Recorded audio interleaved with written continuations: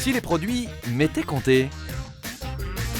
Quartier Saint-Ambroise, je remonte la rue du Chemin Vert et je tombe sur une enclave de la Franche-Comté à Paris, le Franc-Comptoir de Johan Luginbull. Et ce comptoir, c'est une épicerie fine qui a pour vocation de présenter la Franche-Comté aux Parisiens et permettre à tous ceux qui connaissent déjà la Franche-Comté et ses bons produits de les trouver plus facilement à la capitale. C'est aussi pour ça que je voulais l'épicerie, pour permettre aux personnes de connaître les derniers produits qui existent et puis peut-être motiver d'autres personnes pour continuer à produire ces bonnes choses. Allez, on fait un petit tour et on commence par la charcuterie. Alors vous avez bien sûr les plus connus, la saucisse de Morteau, la saucisse de Montbéliard, qu'on consomme chaude ou froide. Qu'est-ce qu'on trouve d'autre? On a un rayon confiture où l'on retrouve des confitures, des gelées, des confitures avec de l'alcool et également des miels.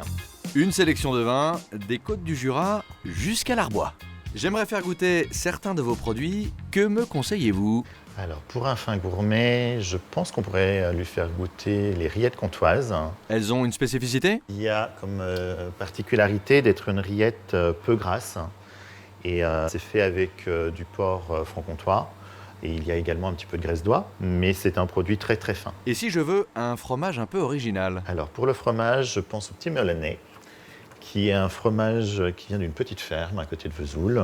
Et c'est un fromage qui ressemble à du reblochon. Donc très léger, onctueux. Et il est au lait cru de vache. Un vin? On va partir sur quelque chose vraiment typé, le blanc typé.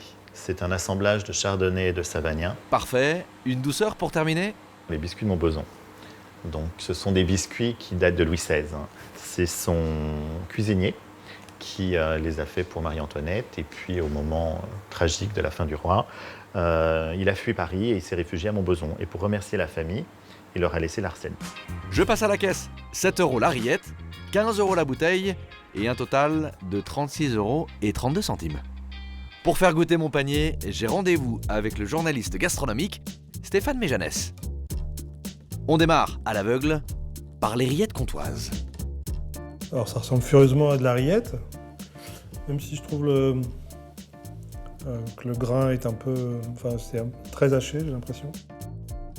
La couleur est assez pâle, assez rose. Ça pourrait être du porc. Bien joué. En bouche? C'est moins puissant que je le pensais. Il manque un peu de gras. J'en rajoute un peu trop haché à mon goût. Ça manque un peu de mâche. Il s'agit de rillettes maigres de cochon avec de la graisse d'oie.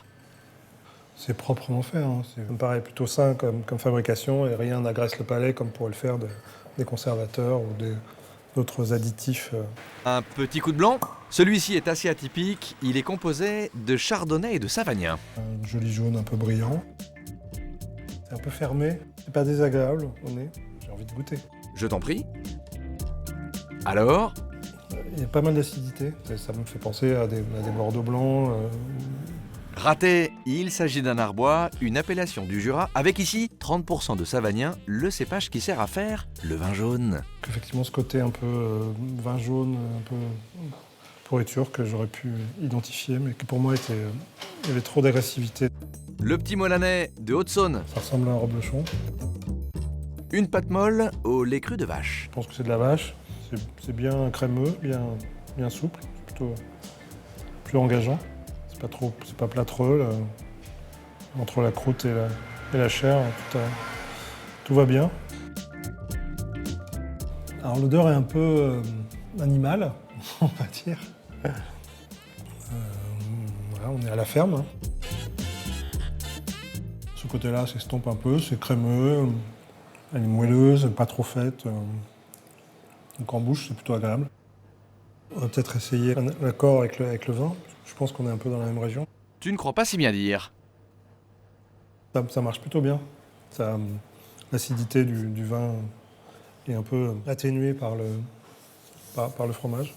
Convaincu par le petit Molanais? C'est un fromage fermier au lait cru et c'est plutôt... On a envie de défendre ces fromages-là. On termine avec le biscuit de Montbozon, dont la recette est parfaitement secrète. Très friable, on conseille de manger pas ça au lit le soir. Donc c'est un biscuit aromatisé, c'est assez bon. C'est puissant. Ça n'a pas du tout le goût de l'aspect, là, pour le coup. Ça ressemble à un boudoir, et dans la forme, et dans la structure, j'allais dire, dans la texture. Ça me plaît bien, ouais. Moi aussi, avec une légère note de fleur d'oranger. Si je te dis 36 € le panier, C'est une fabrication artisanale, donc je pense que tout ça vaut cet argent. Il n'y a pas de... ces produits viennent du Franc-Comtoir, une échoppe dédiée à la Franche-Comté.